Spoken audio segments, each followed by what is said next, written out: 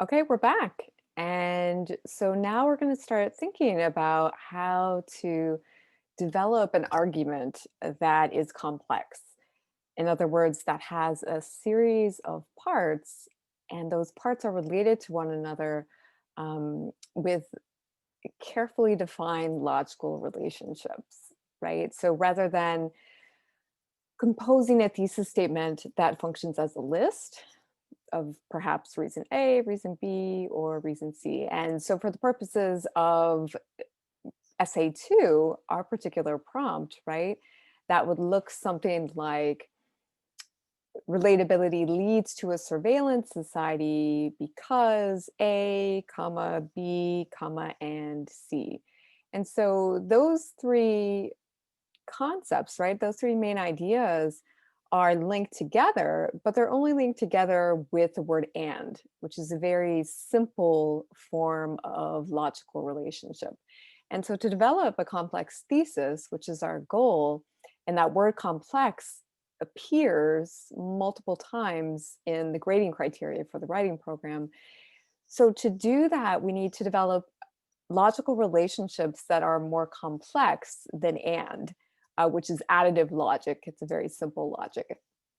And so to do that, we're going to play around today with the logical relationship of cause and effect, which makes the most sense again for our particular prompt since it's structured as a cause and effect relationship, right? So it's asking you to explain this cause and effect relationship where relatability leads to a surveillance society. Right. And so as we work our way through this process, we want to keep in mind the distinction that we made in the last video between empathy as a form of relating through difference and relatability as a form of relating through similarity or sameness, right? How might that relationship inform this sense of logical progression from relatability to a surveillance society? Okay, so we'll pull up the slides here. Okay, so progression, developing logical steps in our arguments, topic sentences, and thesis statements. And so again, this is for SA2, but this is a skill that we're going to develop and concentrate even more on for SA3. Okay, and this is part one, so we'll have two videos leading us through this process.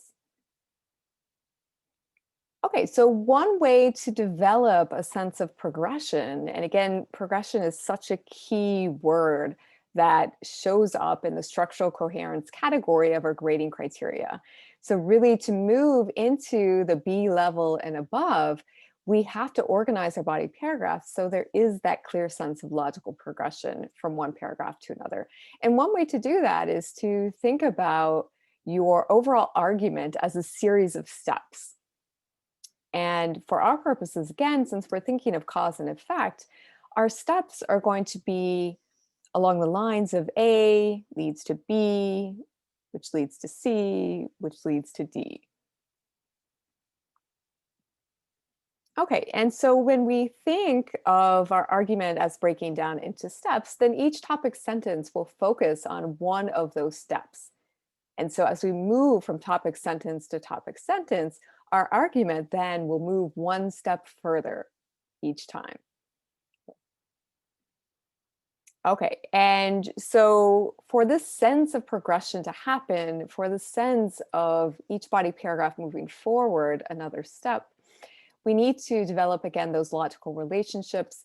And so here we're going to play around and practice the logical relationship of cause and effect, which again is more complex than the logical relationship of and, which is additive logic again, right, which is simpler.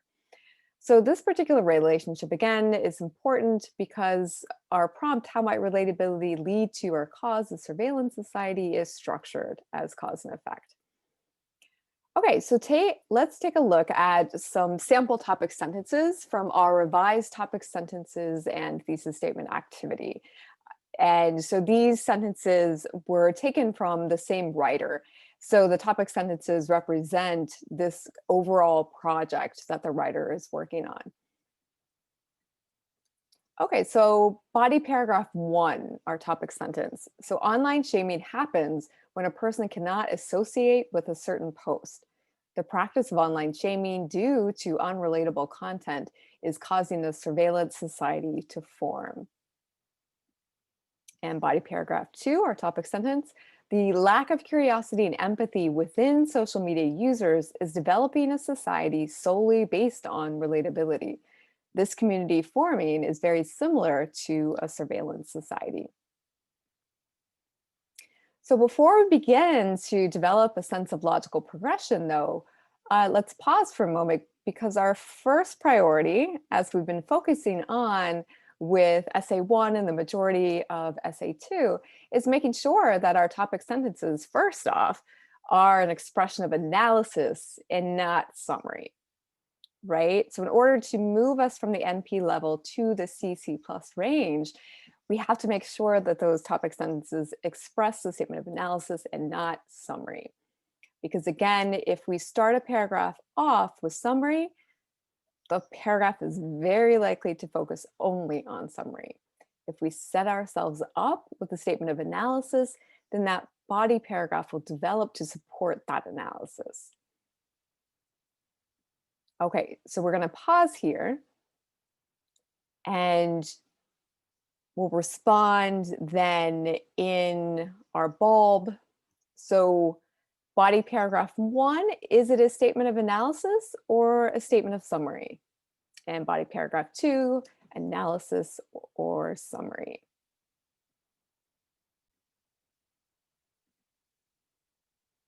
Okay, right. So what we have here are 2 topic sentences that are indeed statements of analysis.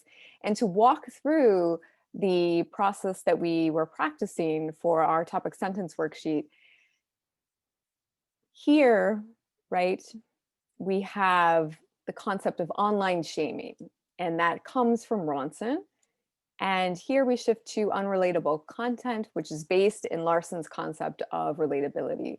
And so what the writer is doing is synthesizing those concepts from the 2 different texts to make a connection. So that is analysis rather than summary. Okay, same thing with body paragraph 2. So here we have curiosity and empathy, key terms from Ronson, and that is being synthesized with Larson's notion of relatability. As well as the additional key term from Ronson here, surveillance society. Okay, so at this stage, right, we are safely in the C to C plus range for our structural coherence. And also for argument, right, making sure that our argument is focused on analysis and we haven't allowed our argument to be overwhelmed by summary or generalization. Okay, so we're on track. And so now our focus, especially as we're moving to essays 3 and 4, is to shift from the C to C plus range into the B range and beyond.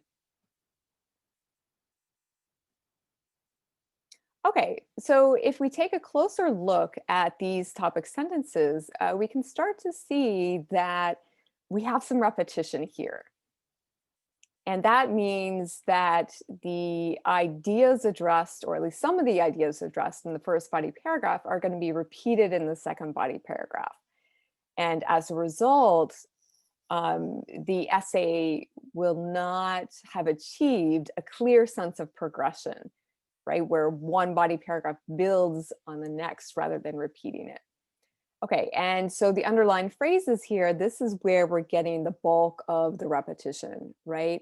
And so at this stage, the writer is using our strategy of making sure that our topic sentences tie back into the question of the prompt, right? And that is a good method for making sure that our topic sentences are statements of analysis rather than summary. Okay, but since now we've achieved that, we're in the safe zone of analysis. Now we're going to bump up these topic sentences another grade level. Okay, and so in order to do that, we want to get rid of this repetition because our topic sentences can still tie back into the prompt without both topic sentences leading to or ending up in a surveillance society. Okay. And so, again, to establish this clear sense of progression, we want to develop transitions between our body paragraphs that express a logical relationship between them. And so, that transition, that expression of logical relationship needs to happen in the first 1 to 2 sentences. So, that transition then is going to be integrated with your topic sentence. Okay, and again, since our prompt is structured as cause and effect, we are going to develop cause and effect relationships between our body paragraphs. Okay, and since our prompt essentially asks how relatability might lead to a surveillance society, we already have the beginning and end points of our progression. So in other words, we know that we will start with relatability. So that's going to be point A. And we are going to end with a surveillance society, which let's say is point E. Okay, so let's take a look at the sample topic sentences to see what other key concepts appear that will become part of our progression from point A to point E. Right? So we have our beginning point, our end point. Then we need to figure out, okay, how exactly do we get from relatability to a surveillance society? What are the steps that get us there? Okay, so we'll pause. So take a moment to identify the words in each topic sentence that express these key concepts and type them into our bulb, right? So what key concepts do we get, including relatability and surveillance society?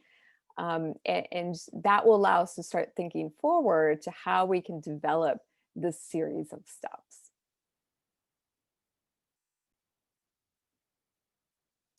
Good.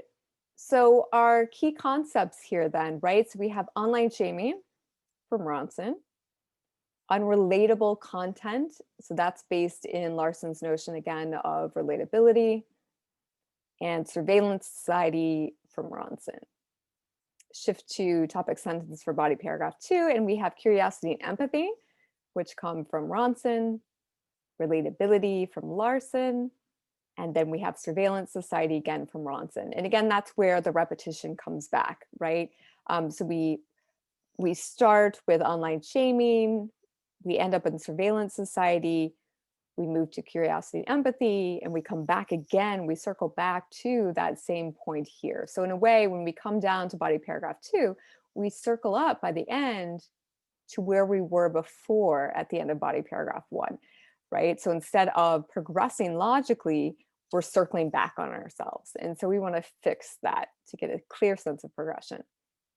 Okay, so we'll just go ahead and put these key terms in a list. We have online shaming, unrelatable content, surveillance society, lack of curiosity, empathy, and relatability. Okay, so again, since we know we're starting with relatability and ending up with surveillance society, we know that our list so far will look like this. So relatability is A, and surveillance society as our endpoint is E. So now we want to think about, okay, these remaining 3 concepts that we're working with, what is the order, right? How can we arrange them so we logically move from relatability to surveillance society? Okay, so we have online shaming, unrelatable content, lack of curiosity, and empathy. Okay, so we'll pause for a few moments and think about what might make for a convincing sequence of steps that could lead us from relatability to a surveillance society. In other words, what would be point B, C, and D, which would lead us to E, surveillance society?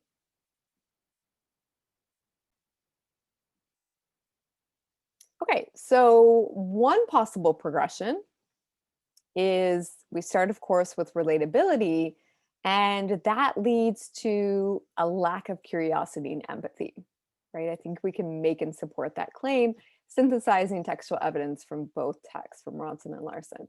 Okay, and then we could argue perhaps that this loss of curiosity and empathy then leads to a focus on unrelatable content, which then leads to online shaming, which then leads to a surveillance society. Okay, and so we have this clear sense of progression. A leads to B, which leads to C, to D, and E. Okay, so coming back to that question of our prompt then, so how does relatability lead us to a surveillance society? Okay, so here are some possible topic sentences that can move us step by step from relatability to surveillance society. So step one, relatability, which is concept A, point A, compels online users to value others for how they are similar to themselves. As a result, they can begin to lose a sense of empathy and curiosity, which is point B. Okay, so our first step then takes us from point A to point B. So we're not yet at a surveillance society. So in other words, your topic sentences from your body paragraph, they don't all need to include surveillance society, because that, again, that circles us back over and over, and it makes our argument repetitive. Okay, so step two. So once users begin to lose a sense of curiosity and empathy, so I'm bringing, in order to establish my transition, I'm relating back to B, right? To emphasize now I'm moving from B to C. So once users begin to lose a sense of curiosity and empathy, they begin to focus their attention on what's not relatable, which is point C. Okay, so in other words, a kind of template or structure for an effective transition at the beginning of a body paragraph is the first part gestures back, points back to the idea, right, that ended the previous body paragraph, right? So the first half of the topic sentence slash transition, it gestures back to the previous paragraph.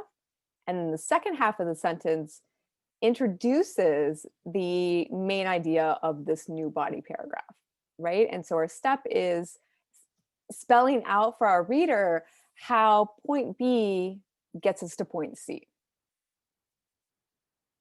Okay, and then step three, as you can see, now we're going to move from C to D to E, actually. Okay, so we can see A to B, B to C, C to D to E. So it's this nice, clear, logical progression, all based in cause and effect. Okay, so step three, as a result of this focus on unrelatable content, gesturing back to this idea, now looking forward to the new idea being introduced in this paragraph. So online shaming, point D, begins to occur, which in turn leads to the formation of a surveillance society, point E. Okay, and so with this, each step again is a body paragraph, right? So this would be body paragraph 1, body paragraph 2, and body paragraph 3. Okay, so topic sentence, body paragraph 1, 2, 3.